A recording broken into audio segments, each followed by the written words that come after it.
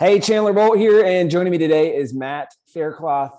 Matt is the co-founder and president of the DeRosa Group, which is a real estate investing company that specializes in buying and renovating residential commercial properties. All right. He's also the author of a book. It's called Raising Private Capital, Building Your Real Estate Empire Using Other People's Money. I was telling him beforehand, we've had really some just rock star real estate investing people on the show. Whether it's AJ, good gosh, I'm drawing. AJ Osborne, we're talking about. Yeah. AJ Osborne, yep. Really great episode. Hayden Crabtree wrote a book, the Skip the Flip. So a lot of really good episodes on real estate investing. I'm excited to learn about this, not only just the author side of things, but maybe a little bit, maybe one question on real estate investing at the end.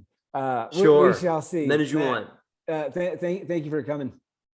Thanks for being here. You're welcome, Channel. Thank you for having me, and I appreciate you having this show, not with me, but just your program, because I believe that like writing a book is one of the best things that somebody could do to memorialize a bit of themselves and to get their voice out. And people say, "Oh, it's your personal business card for business or whatever." It's good, but it's also like a way to just kind of like get your story out there. Or whatever it is you want to tell. And so I think that it's important for people to know how to write a book. And I commend you for this show and for what you do for authors, man, because not all of us know how to do what we do. I mean, writing that book 100%. Was one of the hardest things I've ever done in my life. And I commend businesses like yours that make it a bit easier, you know? Yeah. Well, let's talk about that. Why a book, and why as a real estate investor did you decide to write the book, and how did you see that kind of fitting in with what you're trying to do with your business? Well, I mean, to say why a book, it's funny, but like, I wish I had a better answer than this, Chandler, but like, I wanted to be one of the cool kids, one of the cool real estate investor thought leaders that has a book. I felt like I had something to tell, a story to tell. My book, Raising Private Capital, is about reaching into your own network and finding money. And there is a lot of money in our own networks for those that are investing in real estate. And there are plenty of people, especially today, that are looking for a better way to build their wealth, for a better place to put their money. And real estate has proven itself over and over and over and over again to be a great place, but people don't know how to look for it. And so I think that it was a necessary story to tell. And I thought, I mean, well, why did I choose to write a book? Because Bigger Pockets, my publisher, had been working with them for years, and they gave me the opportunity to. There are other book ideas I had, and Raising Private Capital was the one that they jumped on because they're a good how-to. They've read a lot of how-to books, right? Yep. And that. So I think just it all fit for them, for my partnership with them, for me to be an author, and for me to write something. I'd written a ton of blogs that I started to learn how to write a bit through doing that. So it just seemed like the next logical step. I had no idea what it entailed or how hard it was going to be, but it just seemed like a good idea at the time, I think. So walk me through how that works. So how did Bigger Pockets find out about you and the topic of this book? What sparked that conversation, and ultimately what made you say, hey, this sounds like a good deal, I'm going to go with them? Sure. In this book. For those that are not familiar with Bigger Pockets, what they are is, I'd like to, the simplest way to call it is like, they're like Facebook for real estate investors. They are a means for real estate investors to get connected to each other and to learn from each other and to post conversations. And they also have a podcast. They have a thriving YouTube community. They also, the way they monetize that enormous community they have is they, publish books. They have a paid membership community that you can be a part of. You can be a part of their free community too, in that. And the way they attract people to that community is by taking folks that are seasoned, air quote, that know what they're doing, or supposed to anyway, to write articles for them on their blog, right? And that just makes the site more Googleable and everything like that. By me writing an article with a bunch of keywords in it, it makes it so you can notice the site, right? So I had been writing articles for them since 2013, and we found them when they were just getting going, when they were a rising resource of real estate investing. And so my wife and I happened to catch them when they were on the rise, and we wrote articles for them for years and years. Raising Private Capital was published in 2018. So I had been a blog writer for them for years, and I had been a regular podcast guest on their podcast. and I'd gotten into producing some YouTube for them and everything like that.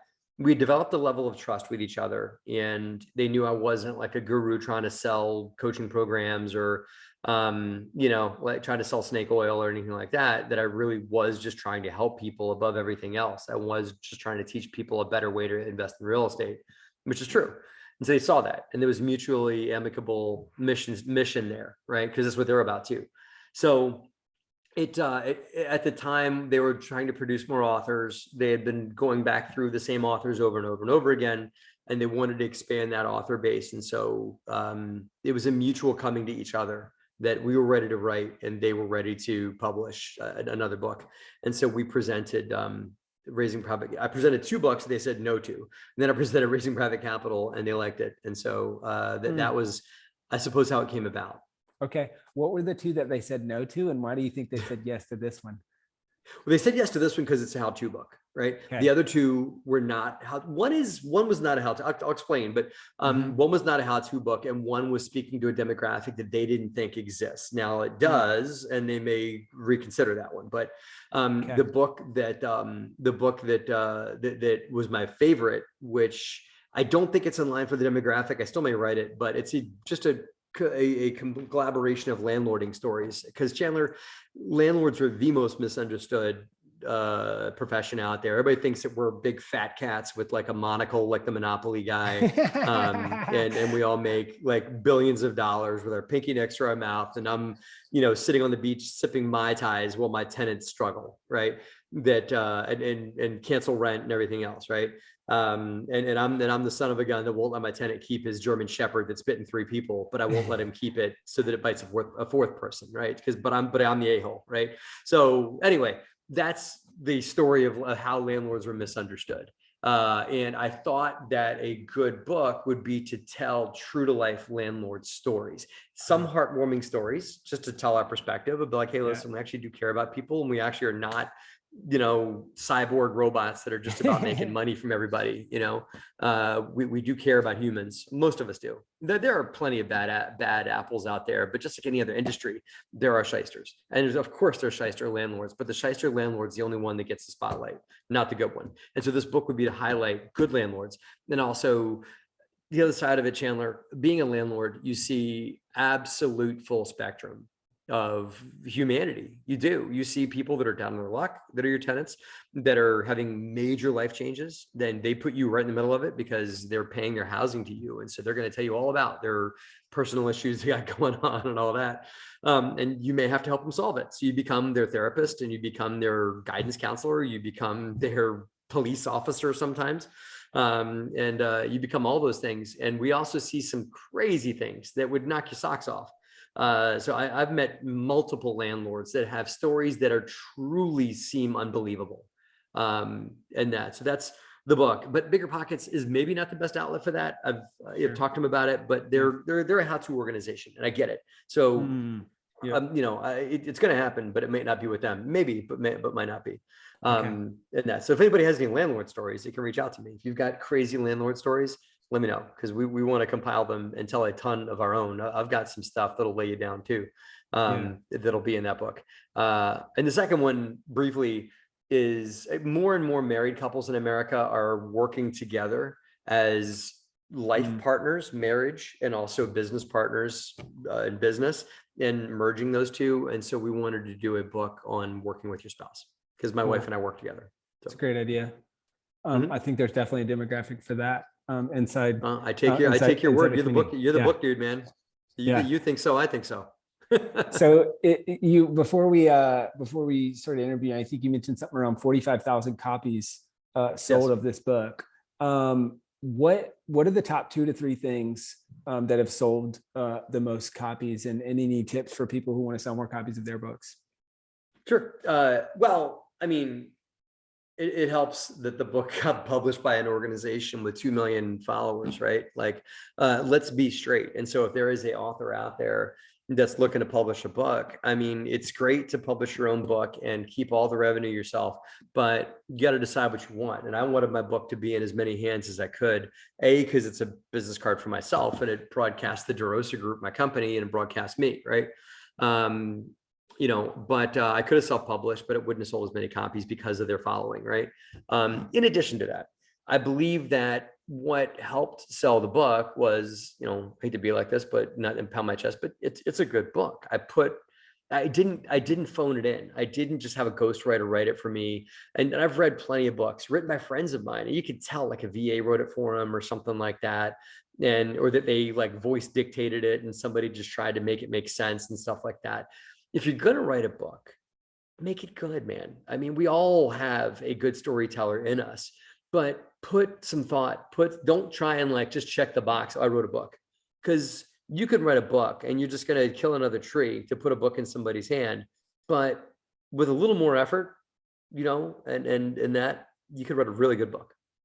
Everybody can. And so I believe Raising Private Capital is a really good, and it's got tons of Amazon reviews or whatever. So it's I think maybe bordering on a great book. And I didn't realize it was going to be as such, but I think it is that, because I put a lot of concern and time. It took me 10 months to write it. Because I intentionally made sure every chapter was good. Right. Additionally, once it was and how did you do that? What, any practical tips for people when you were going through the process of just like, that 10 months of, was there anything that you did to say, all right, cool, this took this from like a 6 out of 10 to a 9 out of 10 or whatever? Was there anything that you did that you feel like made the book better? Well, yeah, okay, first of all, for a how-to book, you got to write an outline and I would assume that some folks that are listening to this are writing stories and novels or whatever, right? If you're going to do that, you kind of let the book be a living thing. And a how-to book is a living thing too, because my book has a lot of my personal story into it. And a lot of that got woven in. Now, the way I did it, to answer your question, was I wrote a good outline. And I kind of determined the things I wanted to talk about before I got in. And I also, if I felt like it was necessary to go down a rabbit hole, I did, because that's what makes, just detail is what makes a book good, right? Like, especially a how-to book like Raising Private Capital, you can't glaze over things, because people are reading a how-to book because they want to learn how to do it, right? So if you just glaze over something and say, oh yeah, you could loan your next door neighbor could loan you money for a real estate deal, next chapter. Right. Well, you could also go a lot deeper and talk about, well, how do you form that deal with your next door neighbor, and what do you do and what do you not do? What documents do you need in detail, to strike that deal? How do you exit from that deal with your next door neighbor, him loaning you money or her loaning you money, right? So Raising Private Capital gets very granular, as how-to books should. And so I think that, to answer your question, is I allowed the rabbit holes to happen, but inside of the framework of the outline, right? So I went deep where I could, but also stayed on message, so some of the chapters are very long because they get into like, okay, let's keep going. Yeah. That's great. That's a really great tip. And guys, if you want to learn more about outlining, I go into this in depth in my new book. It's called Published: The Proven Path from Blank Page to 10,000 Copies Sold. There is a chapter on outlining, and it is, gosh, I think it's chapter number 6. But what you're talking about is kind of we talk about these milestones of writing a great book. It's kind of hard to see, but That's mind awesome. map, outline, rough draft, and editing. So the more writing method. So I love that you mentioned the outlining piece, because that's such a big part of writing a great book. Let's switch gears a little bit. You mentioned books that got a bunch of reviews. I've got it pulled up on Amazon at the time of recording this interview right now. 464 reviews. How'd you do it? Anything that worked well for getting reviews, or any tips that you have for people who want to get more reviews on their book? You know the data better than this, but I believe that Amazon propagates your book to more people once you cross over a certain review threshold. It's like YouTube likes, right? So this video is on YouTube. If this video gets 2 likes, YouTube says, oh, congratulations, that's cute, you got 2 likes. If this video gets 3,000 likes, YouTube says, people like that video. That's interesting. There must be something to it. And YouTube, it's not like YouTube watches watches the video themselves. They just say, people like that, let's show it to more people. And I believe Amazon does the same thing, where it's like, hey, people are writing good reviews about this book or engaging on this book. So we think that more people might like it. So it starts to show up higher on searches and it starts to get recommended more and everything like that, because the audience becomes the critics, right? And so you want to, when you release your book, you want to ask for reviews, which I did. And I went to a lot of people in my community and said, listen, please give it a review. Please get a review. And if you listen to good podcasts, and I'm sure you do this on this show too, where people say like, hey, if you like what I have to say, please go to Apple iTunes, your favorite, podcast download or whatever, and write it a review. It's not because I want that for my ego, or it's not because Chandler wants you to review this show for his ego or whatever. I want you to like my YouTube video, or I want you to write a review for Raising Private Capital to stroke my ego. It's because it propagates the book through the algorithms that organizations like Amazon use, right? So what you do is, and to answer your question, I did a giveaway in the beginning when the book got released. And this is very easy for how-to books. For non-how-to books, it might be a little more difficult, but I'm sure you can figure it out. Where I said, if you read Raising Private Capital, I put it on my YouTube page and through our newsletter and on Bigger Pockets as well, and anywhere that I could say it. I said, if you write this book a review and send me a screenshot of it, I don't even care if you write it a 1-star review, it doesn't matter, just review it. If you do that, I will allow you to attend a Pick Matt's Brain free webinar. Right. Cool. So you can't incentivize for 5-star reviews. It's important to underscore that. Right. You cannot do that, but you can say, hey, if you do this for me, write my book a review, be honest, tell us what you think, and send me a screenshot. And then once a month, I held free Zoom calls, which is free advice. Pick my brain, talk real estate shop. So I give value add in exchange for it. I've also seen people give away the audio version, which I couldn't do because it's Bigger Pockets' book. Yeah.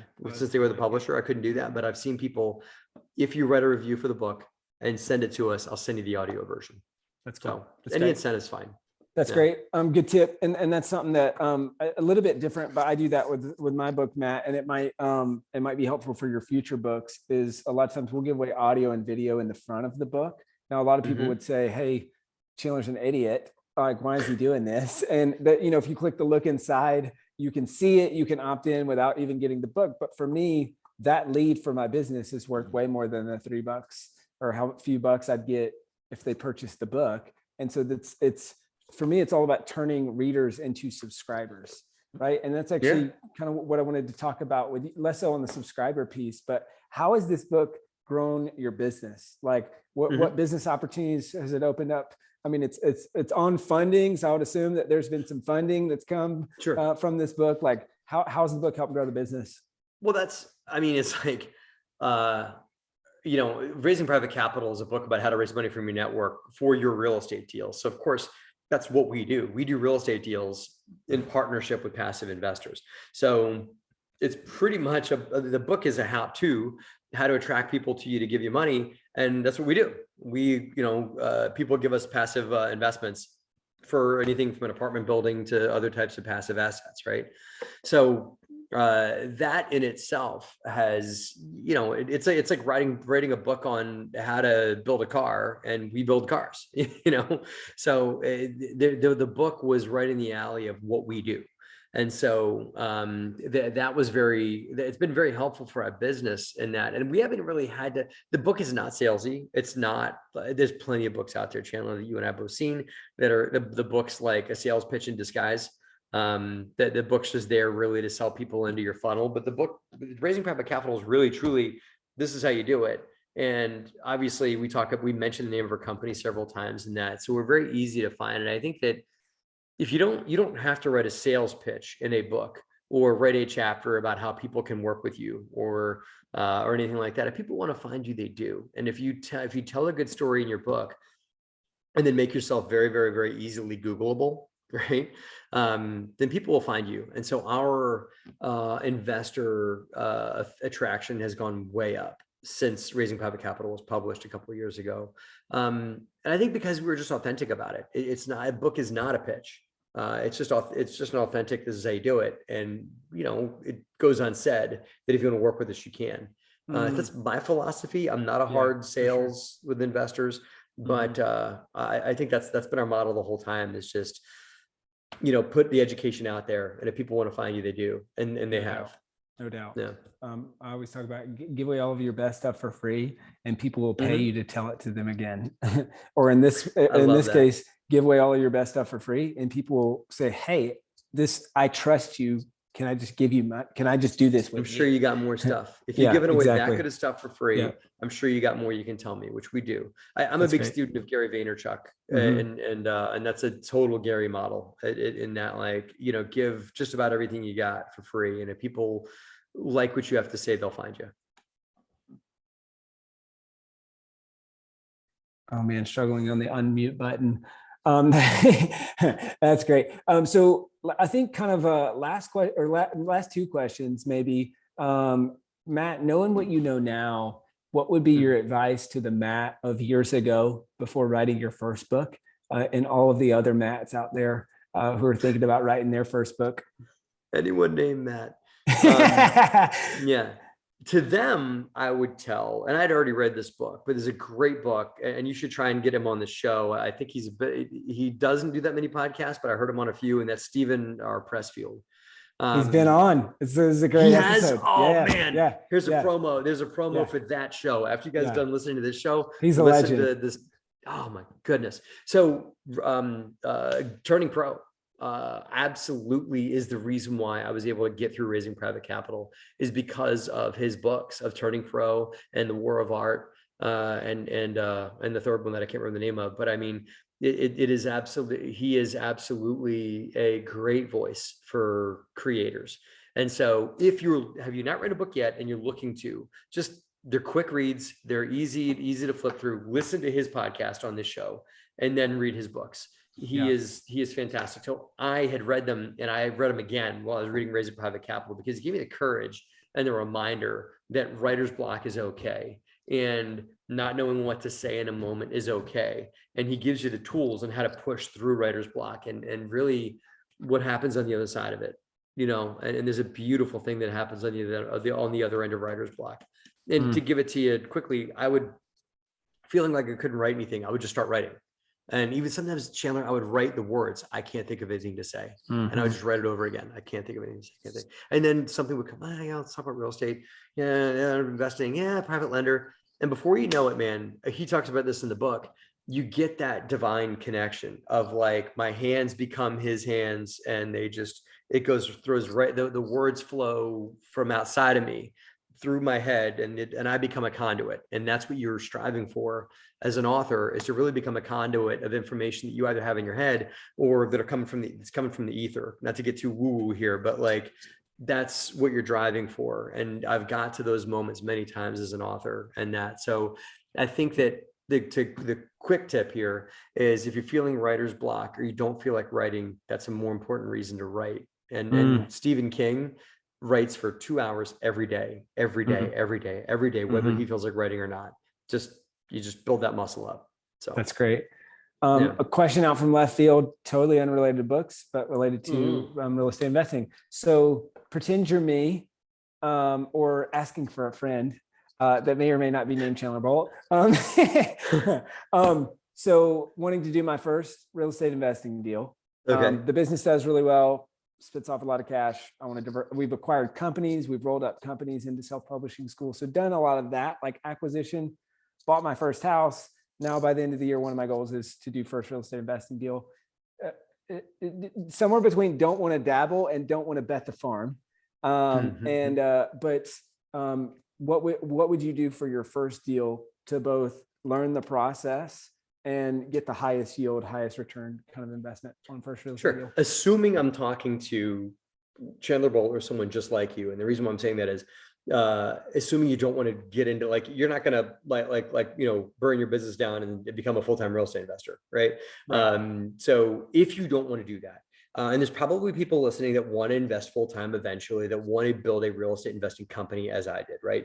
If you do want to do that, then you need to go and buy yourself a rental property and be the hands-on manager, be the operator, find the deal, get into the scrap, find the market, use bigger pockets and read books on the whole process, and get yourself dead center in the middle of it. If that's not what you want to do this thing full time, you need to invest passively, because what people don't realize is that real estate investing takes time. As much as we call it passive investing, unless you're investing in a thing that totally leverages somebody else's time, not just a property manager, but somebody who's going to manage the property manager and find the deal and approve expenses and keep the books and all that other kind of stuff. Unless you're investing with someone that's doing all that, then that's you're creating a time suck for yourself, and time will be your limiting factor. And before you know it, you're going to be calling me up going, Matt, I got to create a freaking monster here. I got 3 duplexes that I bought and I'm putting 15 hours a week into them and I don't want to. And this, it's not what I signed on for. So better advice by far is to invest passively. And you can get that on CrowdStreet. You can get it on Google. There's passive operators like myself and many others that you can find that you can invest, small and large amount of dollars with, that will put the money to work for you in whatever vehicle they're operating. For us, it's multifamily, C-class, workforce housing, apartment buildings. That's what we do. Currently, we're going to be doing other stuff, but there's other companies out there that do everything from office buildings to oil and gas to, to retail strip centers to single family homes.